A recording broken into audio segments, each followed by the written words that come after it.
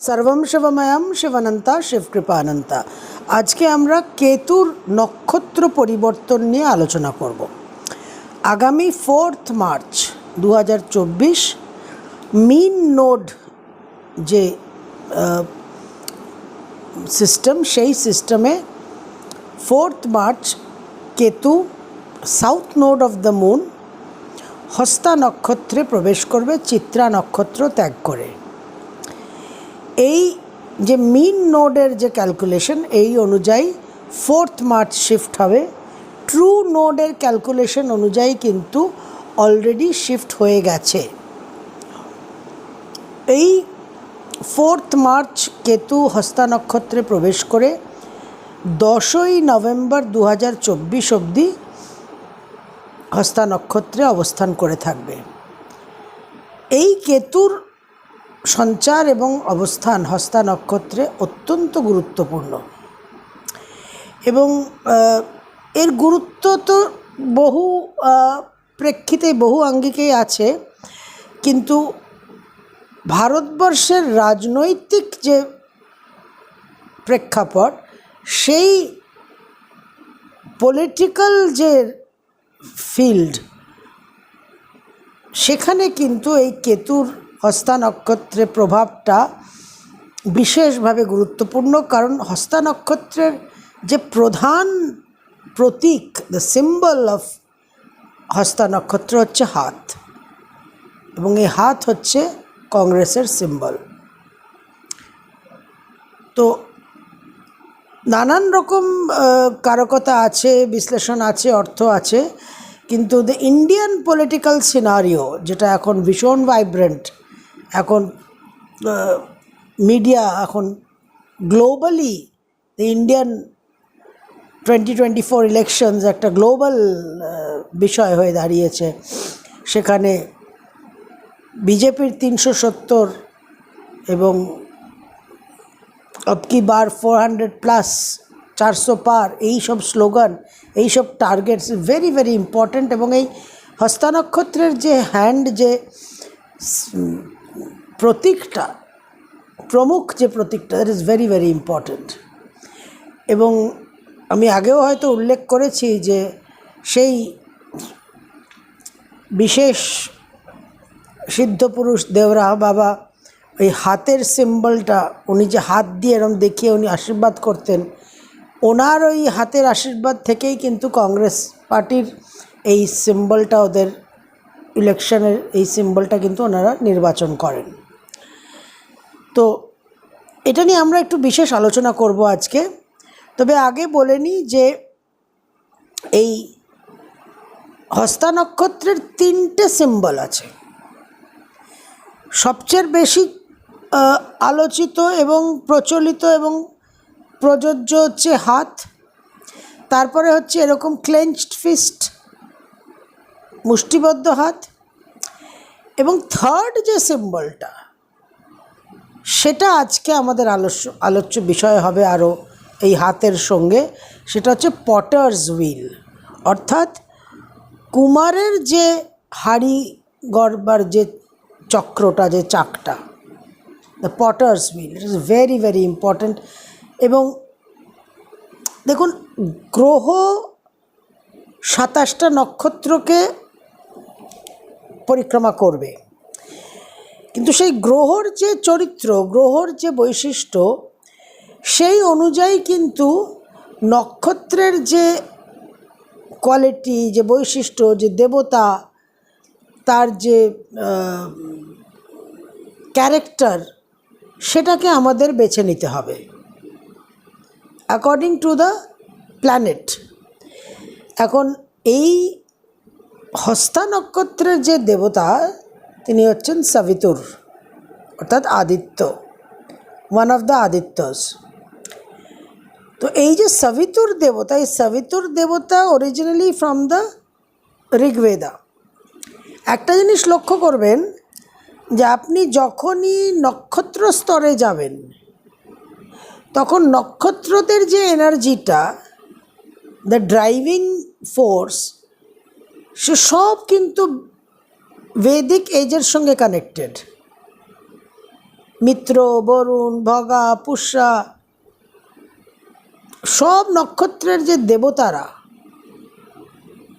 যে background energy, সেটা কিন্তু সব ঋগ্বেদের সময়কার। এই জন্য নক্ষত্রের এনার্জিটা ইজ ইভেন মোর ডিফিকাল্ট।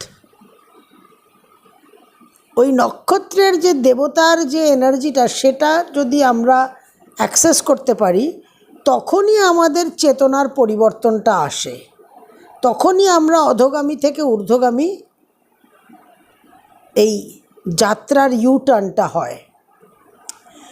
তো যখন কেতুর মতো গ্রহকে আমরা আলোচনা করব, এখানে আমরা শনি থাকলে শনিকেও আমরা সেই জায়গাটা দিতাম, বৃহস্পতিকেও দেব, যে এই পটার্স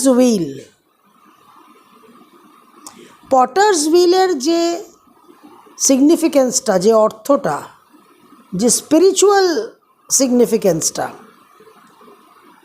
সেই জায়গায় কিন্তু আমাদের, যেহেতু দ্য প্ল্যানেট ইজ কেতু, প্ল্যানেটটা কিন্তু শুক্রের মতো ভোগবিলাসের প্ল্যানেট নয়, চন্দ্রের মতো মানসিক ইমোশন লেভেলের প্ল্যানেট নয়, মঙ্গলের মতো একটা মেটেরিয়ালিস্টিক অ্যাকশনের প্ল্যানেট নয়। ইয়েস, এটা মানতে হবে যে সব গ্রহেরই একটা স্পিরিচুয়াল সাইড আছে, কিন্তু একদম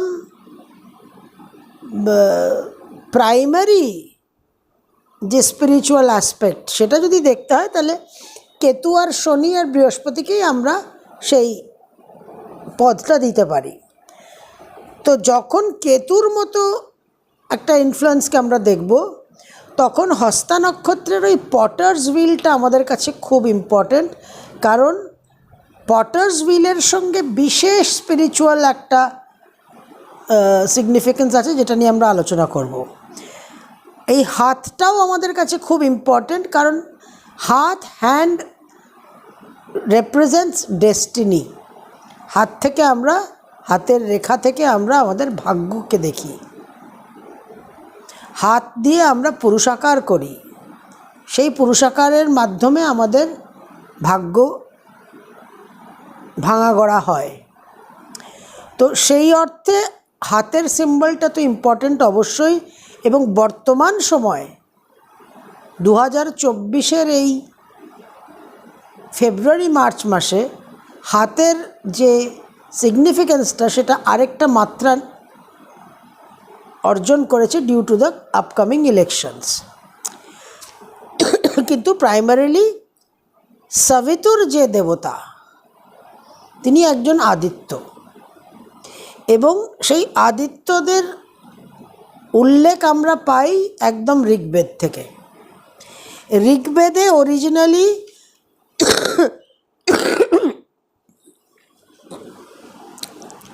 6 থেকে 8 জন আদিত্য ছিলেন।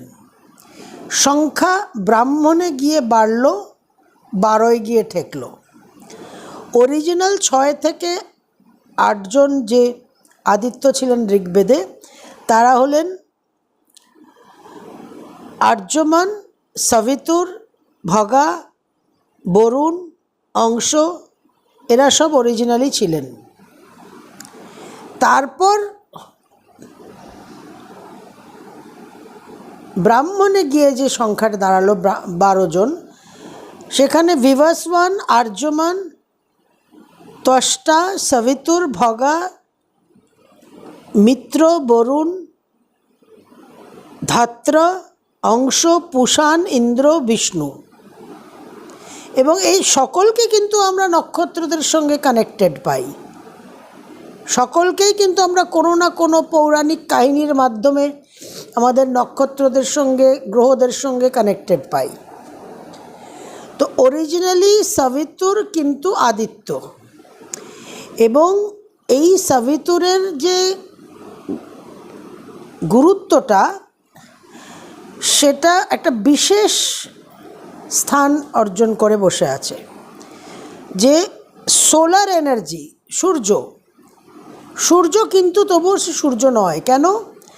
কারণ বলা হচ্ছে যে সূর্য যখন উদয় হয়ে গেল, সানরাইজ হয়ে গেল, যখন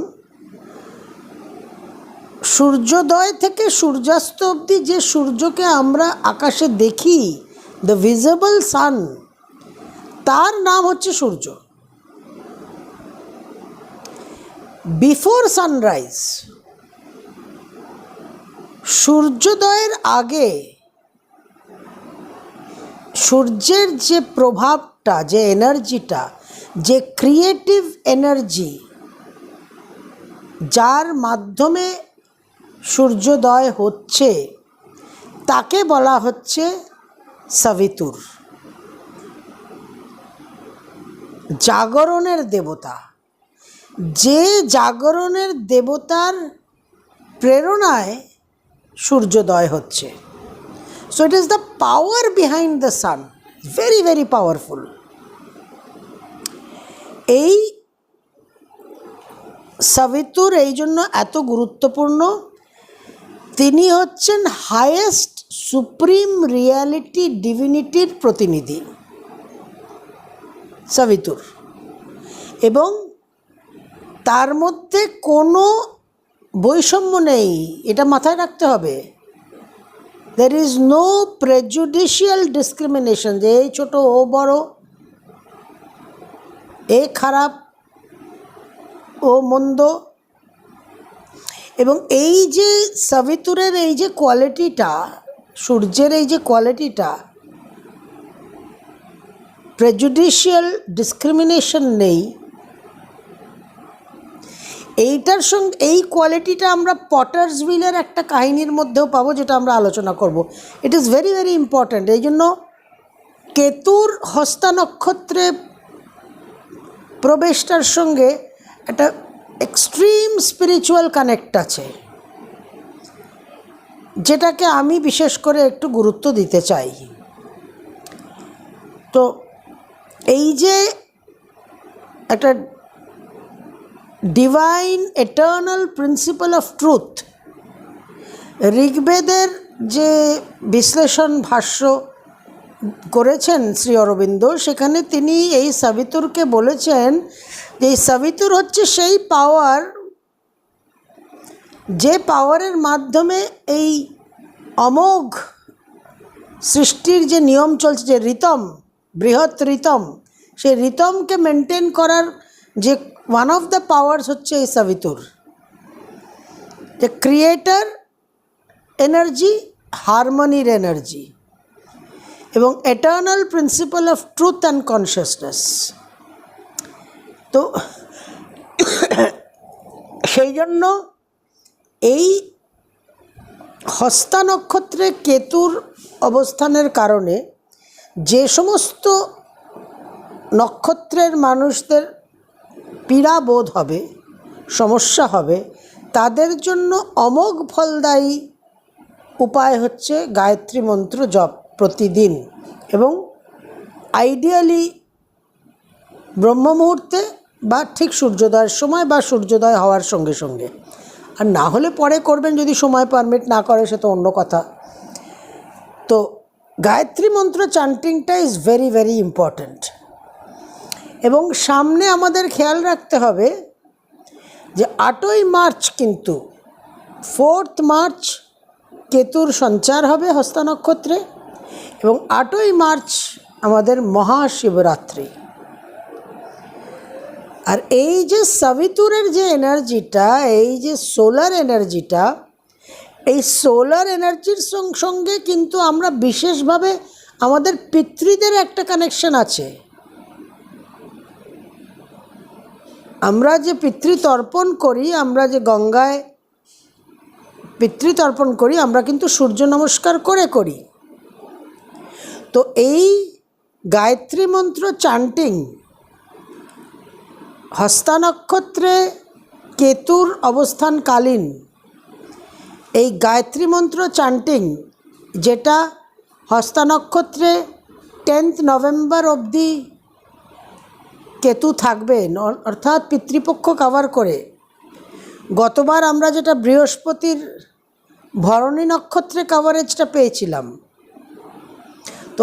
যত আমাদের পিতৃদোষ আছে সেই পিতৃদোষের একটা বিশেষ উপায় হবে এটা, এবং পিতৃ অ্যাসেনশন মেডিটেশনটা এখন বিশেষ গুরুত্বপূর্ণ হবে। সেটাকে আমাদের এই প্রেপারেটরি ফেজ ফর শিবরাত্রি হিসেবে কিন্তু আমাদের করতে হবে। সেটা নিয়ে আমি আপনাদের অবশ্যই বলবো। তো এই কেতুর যে হস্তা নক্ষত্রে সঞ্চার হবে, হস্তা নক্ষত্রর যে বৈশিষ্ট্য সেটা কিন্তু বাত দোষ, সুতরাং চাঞ্চল্য বিশেষ বাড়বে। হস্তা নক্ষত্র চন্দ্রের নক্ষত্র, মানসিক চাঞ্চল্য বিশেষভাবে কিন্তু ডিস্টার্বড হবে। এবং বুধের ঘর স্টুডেন্টদের জন্য কিন্তু, যাদের মেন্টাল ফোকাসটা দরকার তাদের জন্য কিন্তু বিশেষভাবে এটা একটু ডিস্টারবেন্সের জায়গা তৈরি করবে। রজগুণ, সুতরাং বিশেষভাবে একটা ওই চাঞ্চল্যর জায়গা, অ্যাক্টিভিটির জায়গা, আনপ্রোডাক্টিভ অ্যাক্টিভিটি বৃদ্ধি পাবে। এবং অগ্নিতত্ত্ব এবং কেতুও কিন্তু বিশেষভাবে আমরা জানি একটা এক্সপ্লোসিভ অগ্নির একটা নেচার তার মধ্যে আছে। সুতরাং অগ্নিকাণ্ড, ফায়ার অ্যাক্সিডেন্টস, একটা নানানভাবে কিছু ফায়ারি ইনসিডেন্টস, এক্সপ্লোসিভ ইনসিডেন্টসের কিন্তু একটা সম্ভাবনা থাকছেই। এই হস্তা নক্ষত্রের এই যে সবিতুর দেবতা, এখানে কিন্তু আমরা ম্যানিফেস্টেশন, নিজের মনের যে ইচ্ছে পূরণের জায়গা, সেটা কিন্তু বিশেষভাবে এখানে দেখা যাচ্ছে। এবং যে কথাটা সমস্ত সিদ্ধপুরুষরা বলেন, সনাতন ধর্ম বলে, আমাদের সমস্ত গ্রন্থতে আমরা পাই যে man is the creator of his destiny. যে দুর্ভোগ আজকে আমার জীবনে চলছে সেটা আমি সৃষ্টি করেছি, আর অন্য কেউ সৃষ্টি করেনি। সুতরাং দুর্ভোগ যদি আমি সৃষ্টি করে থাকতে পারি, তাহলে সৌভাগ্যটাও কিন্তু, দুর্ভাগ্য যদি আমার হাতে গড়ে থাকে তাহলে সৌভাগ্যও কিন্তু আমার হাতেই গড়বে। এবং দ্যাট পাওয়ার, ওই যে ডিটারমিনেশন, ওই যে ক্লেঞ্চড ফিস্টস, ওই ক্লেঞ্চড ফিস্ট, ওই পাওয়ার, ওই ডিটারমিনেশন আর ওই সাবিতুরের যে ক্রিয়েটিভ এনার্জি, ওইটা দিয়েই কিন্তু আমরা আমাদের কেতুর যে পাস্ট লাইফের এফেক্ট, যে আমাদের যে প্যাটার্ন, কন্ডিশন মাইন্ডের যে প্যাটার্ন, সেই প্যাটার্নকে ব্রেক করে আমরা কিন্তু নতুন করে আমাদের জীবন গড়তে পারি। এবং গায়ত্রী মন্ত্রতে এটাই কিন্তু প্রার্থনা করা হচ্ছে যে আমাদের বুদ্ধির মধ্যে, ইন্টেলিজেন্সের মধ্যে সেই ক্রিয়েটিভ ইন্টেলিজেন্সের পাওয়ারটা আসুক, যে ইন্টেলিজেন্সের পাওয়ারের মাধ্যমে আমরা সেই ডিভাইন ট্রুথ, ডিভাইন কনসিয়াসনেসকে সবসময় অবলম্বন করে জীবনের পথে চলতে পারি এবং জীবন গড়তে পারি। তো ভেরি ভেরি ইম্পর্ট্যান্ট এই ফেজটা, ইন্ডিয়ান পলিটিক্সের জন্য অত্যন্ত গুরুত্বপূর্ণ। এখানে মেনশন করতে চাইব যে প্রধানমন্ত্রী শ্রী নরেন্দ্র মোদীর নক্ষত্র হচ্ছে অনুরাধা নক্ষত্র, এবং ওনার কেতু একাদশে উত্তর ফাল্গুনী নক্ষত্রে অবস্থান করে আছেন। তো ওনার জন্য এই অনুরাধা নক্ষত্রের প্রভাবে কিছু বাধা বিপত্তি প্রতিবন্ধকতা অবশ্যই কেতু ওনার জন্য তৈরি করবেন, কিন্তু উত্তর ফাল্গুনী নক্ষত্রের কারণে উনি বিশেষভাবে শুভ ফল এবং সৌভাগ্যের অধিকারী হবেন কেতুর মাধ্যমে, কেতুর দাক্ষিণ্যে, কেতুর আশীর্বাদে। এখানে আগে একটু ফলাফলগুলো জানিয়ে দিই আপনাদের, যেহেতু নক্ষত্র সঞ্চার, সুতরাং নক্ষত্র অনুযায়ী আপনাদের ফলাফলটা জানিয়ে দিচ্ছি। ওভারঅল একটা জেনারেল, যে যাদের হস্তা, শ্রবণা এবং রোহিণী নক্ষত্র, অর্থাৎ যাদের জন্ম নক্ষত্রে কেতু প্রবেশ করছে, তাদের জন্য কিন্তু খুব একটা শুভ রেজাল্ট নয়। বিশেষ করে health related issues, physical and mental health related issues কিন্তু একটু ট্রাবল দেবে। যাদের চিত্রা, ধনিষ্ঠা এবং মৃগশিরা অর্থাৎ সম্পদ নক্ষত্রে যাদের প্রবেশ করছে কেতু, তাদের জন্য কিন্তু বিশেষ শুভ। আর্থিক উন্নতি, নানানভাবে সমৃদ্ধি দেখা যাচ্ছে, নানান ভোগবিলাস, গুড ফরচুন, অনেক রকম সমস্যা সমাধান হওয়া, ওভারঅল কিন্তু বেনিফিট রেজাল্টস পাবেন আপনাদের যাদের ধনিষ্ঠা, চিত্রা এবং মৃগশিরা নক্ষত্র। যাদের স্বাতী, শতভিষা এবং আদ্রা বিপদ নক্ষত্রে যাদের জন্ম, তাদের জন্য কিন্তু নানান রকম ক্ষয়ক্ষতি এবং বিপন্নতার সম্ভাবনা, এবং সেগুলো সাডেন, কারণ কেতু কিন্তু আনঅ্যানাউন্সড আসে, তো আপনাদের একটু সাবধানতা অবশ্যই অবলম্বন করতে হবে। যাদের বিশাখা, পূর্ব ভাদ্রপদ এবং পুনর্বসু অর্থাৎ বৃহস্পতির নক্ষত্রে, খেম নক্ষত্রে যাদের ট্রানজিটটা হচ্ছে, তাদের জন্য কিন্তু বিশেষ গ্রোথ, প্রোটেকশন, প্রসপেরিটি, ওয়েলথ অপেক্ষা করে আছে। যাদের অনুরাধা, উত্তর ভাদ্রপদ এবং পুষ্যা নক্ষত্রের চন্দ্র আছে, তাদের কিন্তু কিছু অবস্টেকলস, কিছু বিলম্ব, কিছু ডিস্টারবেন্স অনুভব করতে হবে। যাদের জ্যেষ্ঠা, রেবতী এবং অশ্লেষা নক্ষত্রে চন্দ্র আছে, অর্থাৎ যাদের সাধক নক্ষত্রে কেতুর সঞ্চার হচ্ছে, আপনারা কিন্তু বিশেষভাবে নানান রকম অ্যাচিভমেন্ট, সাফল্য, সাকসেস, গোল, টার্গেট ফুলফিলমেন্ট, মনের ইচ্ছা পূরণের জায়গাটা কিন্তু আপনারা দেখতে পাবেন আগামী দিন।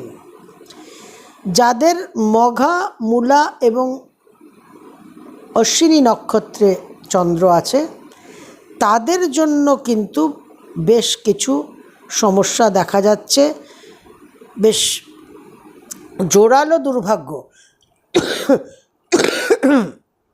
কিছু সিভিয়ার মিসফরচুন এবং কিছু সিরিয়াস বিপন্নতা, আপনাদের অবশ্যই সাবধান থাকতে হবে। আমি বলেইছি, গায়ত্রী মন্ত্র জপ করবেন, বিশেষ শুভ ফল পাবেন। যাদের পূর্বাষাঢ়া, ভরণী এবং পূর্ব ফাল্গুনী নক্ষত্রে চন্দ্র আছে, শুক্রের নক্ষত্রে যাদের চন্দ্র আছে, আপনারা কিন্তু বিশেষভাবে সহায়তা পাবেন নানান দিকে, অনেক ডিসপিউটের মীমাংসা হবে, অনেক সলিউশন হবে, অনেক সুখ ভোগ হবে আপনাদের জন্য আগামী দিন। যাদের উত্তরাষাঢ়া, কৃত্তিকা এবং উত্তর ফাল্গুনী অর্থাৎ রবির নক্ষত্রে যাদের চন্দ্র আছে, আপনারাও কিন্তু বিশেষ একটা শুভ ফল, নানান রকম সাকসেস আশা করতে পারেন। এই যে ফলগুলো আপনাদের বললাম, এর সঙ্গে কিন্তু অবশ্যই আমাদের কম্বাইন করতে হবে বর্তমানে জন্মছকে কী প্রভাব চলছে তার। আপনাদের যদি খুব ভালো টাইম চলে আর নক্ষত্রটা আপনার নেগেটিভ থাকে, তাহলে সেখানে অ্যাভারেজ পাবেন। খুব ভালো টাইম চলছে, খুব ভালো নক্ষত্রে ট্রানজিট হচ্ছে, দারুণ এক্সট্রা রেজাল্টস পাবেন। তো এইরকম প্লাস মাইনাস করে কিন্তু একটা কম্বাইন করে আপনাদের দেখতে হবে। এবার এই যে সিম্বলটার আলোচনা করছিলাম, এই সিম্বলটা কিন্তু ভেরি ভেরি ইম্পর্ট্যান্ট, এবং আমার কাছে তো এই আমি আপনাদের আগেও বলেছি যে আমি জেনারেলি রাজনীতিকে একদম প্লেগের মতো অ্যাভয়েড করি, কিন্তু 2024-এ সামহাও এমনই গ্রহ অবস্থান, এমনই এতটাই ইন্টেন্স একটা সিচুয়েশন, এবং রামলাল্লা প্রাণ প্রতিষ্ঠার পর থেকে যে একটা পুরো মুডটাই চেঞ্জ হয়ে গেছে। এবং আপনারা দেখছেন, আমি লাস্টে আপনাদের সঙ্গে আলোচনা করেছিলাম যে যেভাবে শত্রু বিনাশ হয়েছিল একেবারে ব্যাক টু ব্যাক আফটার প্রাণ প্রতিষ্ঠা, সেই জায়গাটা কিন্তু অপোজিশনকে ডেসিমেট করার যে বিষয়টা, সেটা কিন্তু আরও অনেক মোমেন্টাম গ্যাদার করেছে। রুবায়াত অফ উমার খৈয়াম বলে একটা বিশেষ কবিতা রচনা আছে, যারা সাহিত্যপ্রেমী তারা পড়েছেন, যারা ইংলিশ লিটারেচারের ছাত্রছাত্রী তারা পড়েছেন। সেখানে একটা বিশেষ উক্তি আছে, the moving finger writes and having writ moves on, the Rubaiyat of Omar Khayyam. The moving finger writes and having writ moves on, অর্থাৎ ডেস্টিনি। যে মুভিং ফিঙ্গার রাইটস, ঈশ্বর তার যে ক্রিয়া তিনি করে চলেছেন, এর সঙ্গে কিন্তু আমরা এই যে পটার্স হুইলের যে কুমারের যে চক্রটা, যে হাঁড়ি গড়ার যে চক্রটা, তার একটা বিশেষ আমরা কানেকশন পাচ্ছি। হিব্রুদের যে বাইবেল, অর্থাৎ যেটাকে বোধহয় ওল্ড টেস্টামেন্ট বলে, সেখানে একজন নবী আছেন যার নাম হচ্ছে জেরেমিয়া। তো এই যে হিব্রু বাইবেলের যে নবী, যার নাম জেরেমিয়া, প্রফেট জেরেমিয়াকে ঈশ্বর আদেশ দিয়েছিলেন যে তুমি যাও, পটার্স হাউসে যাও, কুমারের বাড়িতে যাও, গিয়ে তার কাজটা দেখো, go and see what he is doing. তো জেরেমিয়া গিয়ে ওই কুমারের বাড়িতে গিয়ে, কুমার যে হাঁড়ি গড়ছে তার চক্রতে, তার চাকায়, পটার্স হুইলে, সেই প্রক্রিয়াটা সে পর্যবেক্ষণ করে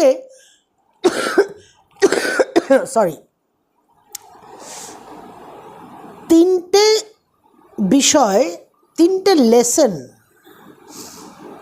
তিনটে বিষয় সে অবজার্ভ করে, সে মার্ক করে। সে তিনটে বিষয়কে কি বলছে,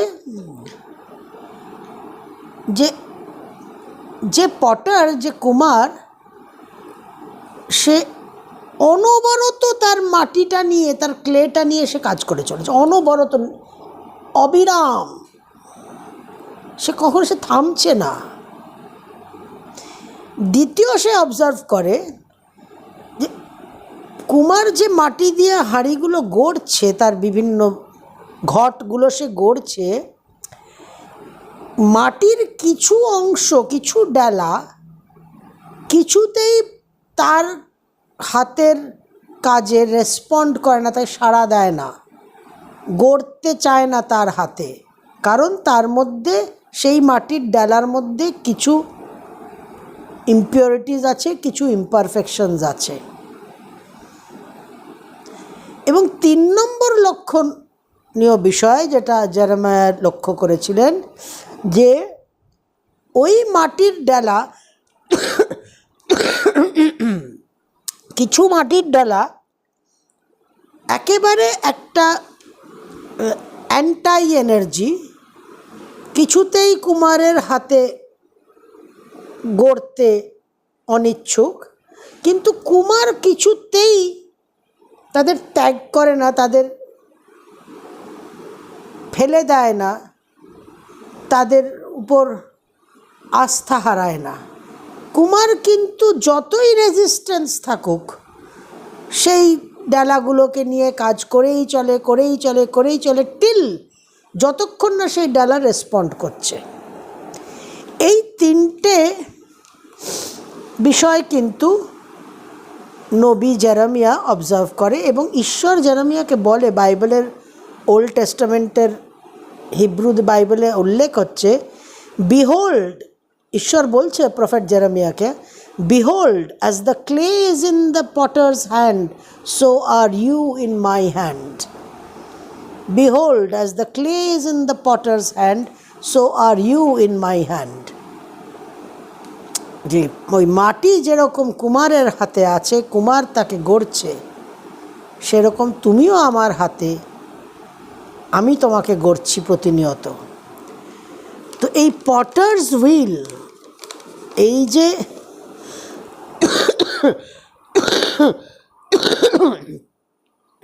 আমাদের হস্তা নক্ষত্রের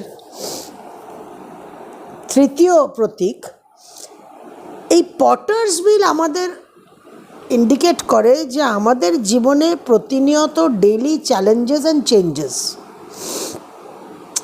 সেখানে ঈশ্বরের উপর যে ভক্তি, যাহা আস্থা ওয়াহা রাস্তা, যে God will never give up on you. আমরা ঈশ্বরকে ত্যাগ করি, আমরা ঈশ্বরের আদেশ পালন না করে, আদেশ অমান্য করে, আমরা গত ভিডিওতে আলোচনা করেছিলাম যে আমরা ইডেন গার্ডেন থেকে বিতাড়িত হয়েছি। কিন্তু God will never give up on you. তো সেই জন্য এই পটার্স হুইল, যে হস্তা নক্ষত্রের যে সিম্বলটা, এবং তার সঙ্গে কেতুর ওখানেই কানেকশন, যে এই হস্তা নক্ষত্রে কেতুর অবস্থানকালীন 4 মার্চ টু 10 নভেম্বর আমাদের চেতনার মধ্যে এই যে ঈশ্বর তত্ত্ব, এই ঈশ্বর তত্ত্বটা বিশেষভাবে জাগ্রত হতে পারে। কারণ সাবিতুর ইজ দ্য ডেটি অফ অ্যাওয়েকেনিং। তো এই সময় আমাদের একটা জাগরণের, অ্যাওয়েকেনিংয়ের, এবং সেই ঈশ্বরের যে চেতনা, যে ঈশ্বর চেতনা, ঈশ্বর তত্ত্ব, তার যদি জাগরণ আমাদের সত্তার মধ্যে হয়, তাহলে আমরা সেই ডিভাইন ক্রিয়েটিভিটিটা কিন্তু আমরা অর্জন করতে পারি, এবং সেই ডিভাইন ক্রিয়েটিভিটি দিয়ে যে জীবন আমরা গড়তে পারি, গঠন করতে পারি, সেটা অবশ্যই একটা দিব্য জীবন। যে লাইফ ডিভাইনের কথা শ্রী অরবিন্দ বলেছেন, সেই লাইফ ডিভাইনের যে পাওয়ারটা, সেটাই কিন্তু এই হস্তা নক্ষত্রের মধ্যে, সাবিতুর ডেটির মধ্যে লুকিয়ে আছে,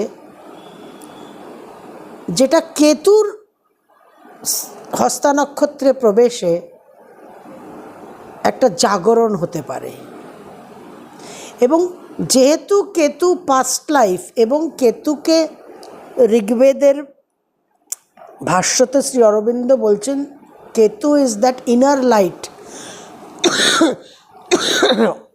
কেতু সেই অন্তর্দৃষ্টি, যে অন্তর্দৃষ্টি দিয়ে আমরা আমাদের অন্তর্জগৎকে দেখতে পাই, ইনার ওয়ার্ল্ডকে আমরা এক্সপিরিয়েন্স করতে পারি। এই চোখের আলোয় দেখেছিলেন চোখের বাহিরে, অন্তরে আজ দেখব যখন আলোক নাহিরে। তো ওই যে আলোক নেই অন্তরে দেখার, সেই আলো হচ্ছে কেতু। তো এই 4 মার্চ টু 10 নভেম্বর সবচেয়ে গুরুত্বপূর্ণ বিষয় হচ্ছে যে এনার্জিটাকে আমরা জাগ্রত করতে পারি, যে এনার্জি আমাদের সকলের মধ্যে আছে, কিন্তু অনাবৃত নয়, আবৃত চেতনা। তো ওই ক্রিয়েটিভ, ডিভাইন ক্রিয়েটিভ ফোর্স, যে ক্রিয়েটিভ এনার্জি দিয়ে সূর্যোদয় হয় প্রতিদিন, সেই ক্রিয়েটিভ ফোর্স আমাদের জীবনে আমরা জাগ্রত করতে পারি। ঈশ্বর তত্ত্বকে, সেই চৈত্য পুরুষকে আমরা, সেই সাইকিক বিংকে আমরা, সেই ডিভাইন এলিমেন্টকে আমরা আমাদের জীবনে জাগ্রত করতে পারি।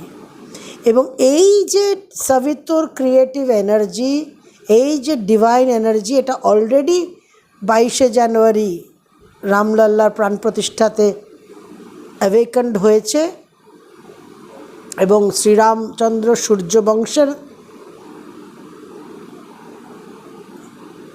সদস্য।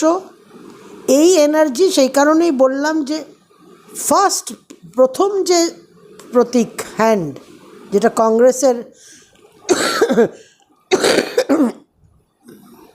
প্রতীক, এই জন্য ওই পলিটিক্যাল সিনারিওটা ভীষণ গুরুত্বপূর্ণ। এবং এই হস্তা নক্ষত্রে কেতুর সঞ্চারটা will be very very important determining factor for Narendra Modi and his political party। এবং 370 আর 400 পার যদি করতে হয়, তাহলে এই